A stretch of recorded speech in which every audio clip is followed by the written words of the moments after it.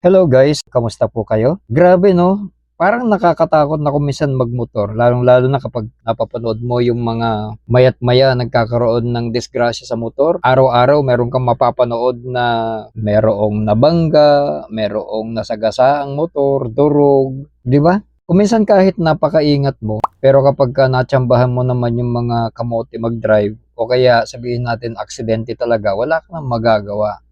Kaya napakaimportante na malakas yung ilaw ng motor mo eh. Kapag malakas yung ilaw ng motor mo, kahit papaano madali kang mapapansin.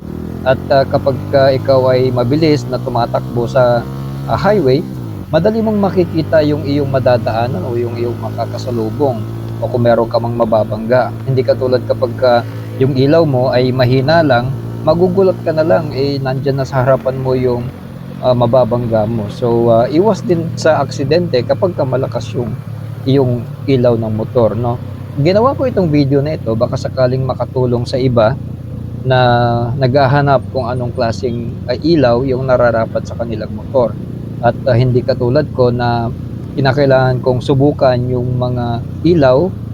So, gumastos muna ako para makita ko kung anong ilaw yung nararapat para sa aking motor. Ang hirap kasi doon sa mga nag-a-advertise, ang ginagawa nila, talagang pinapaganda nila yung advertisement nila, ano. Siyempre, ang goal kasi nila ay makabenta, hindi naman para makatulong sa mga consumers, no. So, ang nangyayari, katulad ng isang ilaw, test nila doon sa lugar na wala talagang ilaw, natural. Makikita mo talaga na sobrang liwanag talaga ng ilaw. Hindi naman tayo bibiyahe sa bukid o kaya sa kagubatan na walang ilaw, di ba? City driving tayo eh. So, meron ka makakasabay ng mga sasakyan o motor na may ilaw din. So, kung mahina yung iyong ilaw, wala, hindi mo na mapapansin na may ilaw ka pala.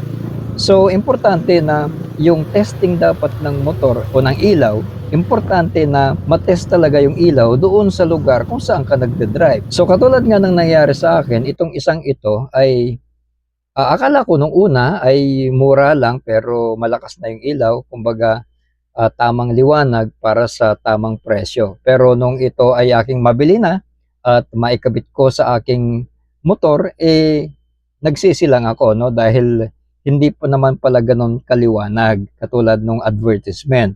So, ang ginawa ko ay bumili ulit ako ng isa pa. Kung makikita po ninyo, ito ay kumbaga meron siyang mga lente sa paligid, no? Itong mga lente na ito ay nag-iiba din ito. Kapag low beam, makikita po ninyo dito. So, ito yung low beam niya, yung dilaw. So, yung mga lente niya umiilaw ng dilaw. At yung bulb niya o yung kanyang pinakabumbilya ay umiilaw din ng dilaw. At sa high beam naman ay umiilaw ng puti yung kanyang mga lente at yung kanyang bulb umiilaw naman ng puti. So, para sa inyong kaalaman guys, ito nga pala ay meron siyang spotlight, ano? At inyo pong makikita dito sa video na ito pong layo nitong ilaw na ito doon sa pader ay 3 meters, ano? At ito naman po yung effect ng ilaw kapag nasa labas, no? Ito yung nakasalpak na doon sa ating motor at ganito po yung effect niya. Yan po yung ilaw niya na low beam at ito naman po actually ito ay high beam, no, pero hindi mo na halos makikita na meron palang ilaw kasi maliwanag po dito sa ating kinaroroonan, no. So hindi pa rin ako satisfied dito sa aking nabili na ito dahil nung sinubukan ko ito sa labas na hindi ko na mapansin na meron pala akong ilaw. So kapag ikaw ay halimbawa umo-overtake, hindi ka masyadong mapapansin. So itong isang ito ay binili ko naman, wala siyang spotlight, no. So yung ilaw niya ay nasa gilid lang. So itong mga lente na ito, ayan, kapag umilaw siya, ito yung magre-reflect doon sa salamin noong headlight casing mo, no. Kung makikita ninyo doon sa loob, meron yung parang salamin. So yan yung magtatapon ng kanyang liwanag. Wala siyang spotlight. So kumbaga yung kanyang ilaw ay kalat, hindi siya ganun ka-solid. So hindi pa rin ako satisfied sa liwanag nitong ilaw kaya naghanap ulit ako online kung ano yung mas maganda pa na ilaw. So nakita ko itong ilaw naman na ito na mukhang maganda, no, kasi yung advertisement talagang ibang klase, no. Kung mababasa ninyo yung features, talagang maiengganyo ka na bilhin. Mukhang okay na, no. So ito yung effect niya guys dito sa loob ng unit. Ito yung ilaw niya. So Ang layo po niyan mula dito hanggang dun sa pader ay 3 meters, no? So, ganyan po yung effect niya. Para sa akin kasi, kinakailangan malakas yung ilaw mo para kapag ka ikaw ay umo-overtake, sumisingit ka, mapapansin ka kaagad. Iwas disgrasya, ika nga, kapag ka malakas yung ilaw mo. Kaya naghanap ulit ako online ng mas malakas na ilaw. So ito, meron ako nakita na mas malakas ng ilaw. Medyo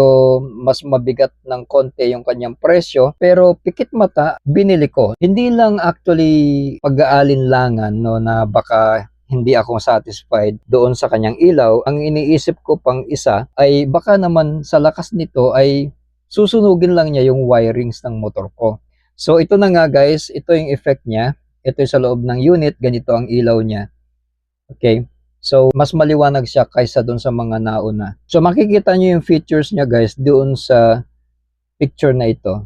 So ito naman guys yung kanyang effect kapag ka ginamit mo na siya sa labas. So iikot natin itong motor, no? At makikita ninyo kung paano yung effect niya sa lugar na may mga ilaw, no, maliwanag. So kaya lang walang mga gaanong sasakyan, no? So makikita po ninyo hindi siya makakasilaw sa inyong kasalubong dahil yung gapang ng ilaw niya ay hanggang baywang lang, no? Kapag ka naman sa mga sasakyan, hanggang doon lang din sa bumper ang tama ng ilaw niya, hindi gaanong mataas, no? Maliban na lang kung itataas mo o depende doon sa setup ng yung motor, no? Pero siya nga pala, ito ay meron ding adjustan. Meron siyang screw na i-adjust mo siya para pwede siyang tumingala ng konti. Depende doon sa kung anong gusto mong projection ng ilaw ng kanyang spotlight. Kaya lang, isang kinatatakutan ko dito ay yung pangamba ko nung una dahil nga malakas, baka sunugin niya yung aking wirings. So ito na nga guys, no? Ginamit ko siya ng ilang araw at ito na yung resulta.